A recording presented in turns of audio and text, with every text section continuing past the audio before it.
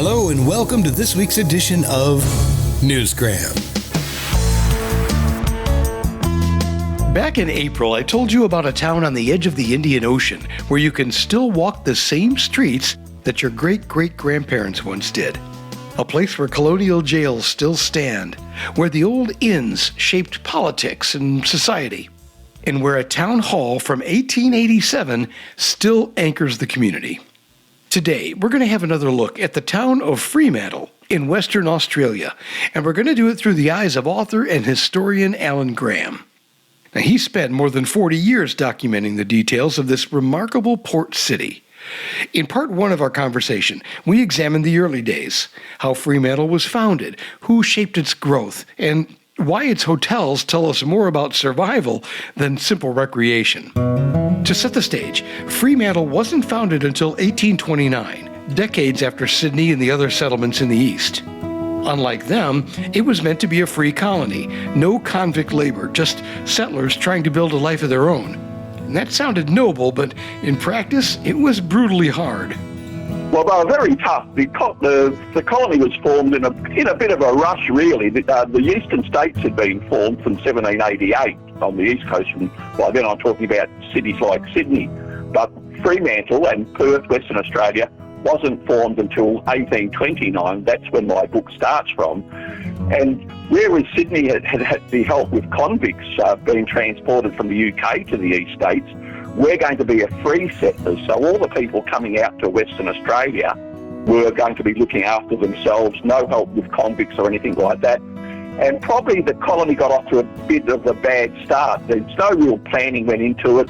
So the 1830s and 1840s and going into the 1850s were very, very hard times for these new settlers to Western Australia.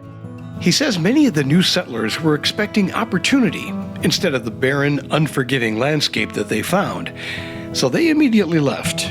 And often people turned around when they arrived here and thinking, hang on, we're not going to stay here. This is not what we thought it was going to be like. They thought it was going to be some type of utopia.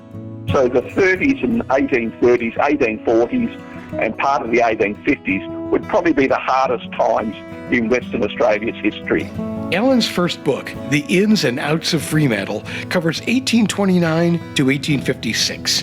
It's framed by two governors who, in different ways, defined the colony's drinking culture and politics. Well, the two governors I talk about mostly are a gentleman called Governor Stirling. He was the very first governor. He had been here to WA in Western Australia in 1827, and he's the person who wrote the report to say this Western Australia could be a good place for a colony.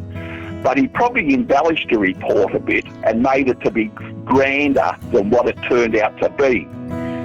When the colony was started, he then becomes the governor for the next 8 years. But really, a lot of people thought, gee, Stirling, you kind of led us a little bit along here with what you kind of promoted. Stirling painted Western Australia as a land of plenty, but it turned out to be more mirage than reality. By the late 1850s, Governor Kennedy faced a different challenge. By the 1850s, Western Australia is taking convicts. So we take 9,700 male convicts from the UK between the 8 years 1850 to 1868. Now, when this Governor Kennedy arrives here in 1855, there's a real big problem with drinking in the colony. So he thinks, gee, that we've got too many hotels. So he set out to de-license a number of those hotels.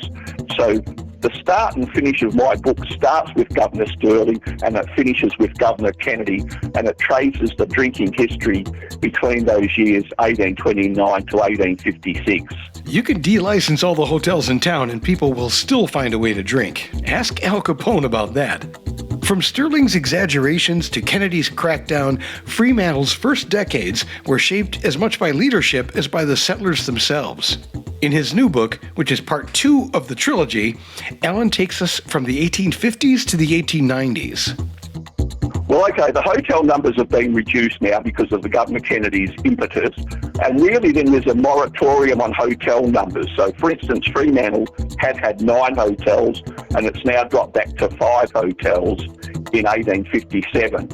And it stays that way until 1872 when there's a change to the licensing laws, and over time Fremantle starts to increase its hotel numbers again. People took the opportunity of the change in the licensing laws to think, well, hang on, this is a good opportunity to get into the hotel trade. So you start to see the hotel numbers increasing incrementally. But what's just as important with my book is I call it the ins and outs, so the emphasis is on the ins there, I-double-N-S, and the outs. But I speak more of the Fremantle's evolution as a township just as much as I do about the hotels. He says Fremantle wasn't just about hotels. The streets, the inns, and the public buildings like the town hall were giving the town a recognizable shape. For instance, our town hall was built in 1887. So that's a big part of the storyline of the new book. So now I've got part 1 and part 2 of the trilogy published now. But while hotels and town halls tell us about the people and the politics, the sea was Fremantle's engine. Ships brought goods, passengers, and ideas that shaped the town's character as much as any building or law. Well, we're a port, so we're pretty much a seafarer town, actually. We still didn't have our own Fremantle harbour. We have a very prominent international harbour now, but that wasn't open until 1897. We had a couple of jetties, which weren't that really popular with seafarers because they were very exposed to some fairly rough ocean off our coast here in WA. So there's a lot of negative stories from seafarers talking about, okay, there may be a jetty, but it's still a precarious one to unload at. But nonetheless, so we either had the jetty, where we had men working on the jetty unloading, so we're a port, so a lot of people working on the jetties and servicing the boats. Often ships unloaded at sea, so they had what they called lightermen, where their cargoes would be put onto sort of barges and then brought onto the shore as well. So we're pretty much a sort of maritime town. Precarious or not, the port kept Fremantle alive, fueling trade, agriculture, and wool exports. The old jail still stands too, and if you're visiting, it's worth a wander. In fact, while we're on the subject of the jail, if you didn't listen to part 1, then you need to hear about the famous escape of the Fremantle Six. One of the big folklore stories of Western Australia's history is the escape of the Fenians. We had a lot of transported convicts in the 1850s. A lot of them were people from Ireland, but there was a kind of like a plot was hatched. Some of these Irish Fenians were actually smuggled out. They escaped from Fremantle jail on an American whaler called the Catalpa. Now, it was an Irish American that was actually placed himself in Fremantle at this hotel, the Emerald Isle, and was able to steal these 6 Fenians out of Western Australia. So it was a big international event in world history at that time.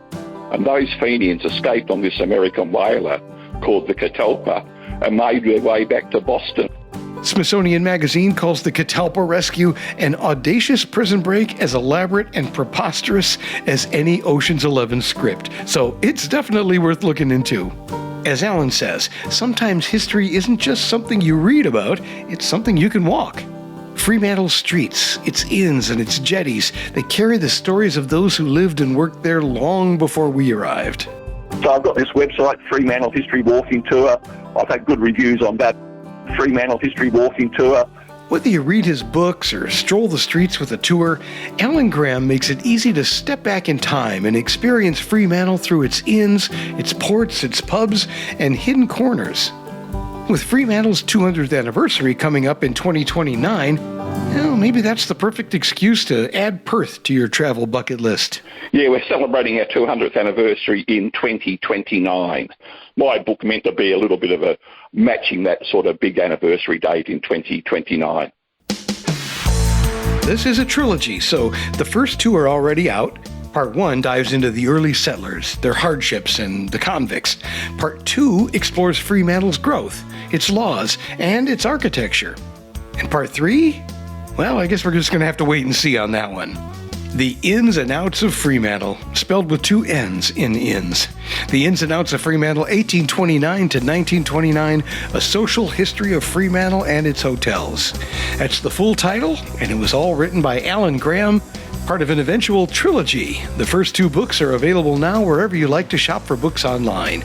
And that will do it for this edition of Newsgram from webtalkradio.com.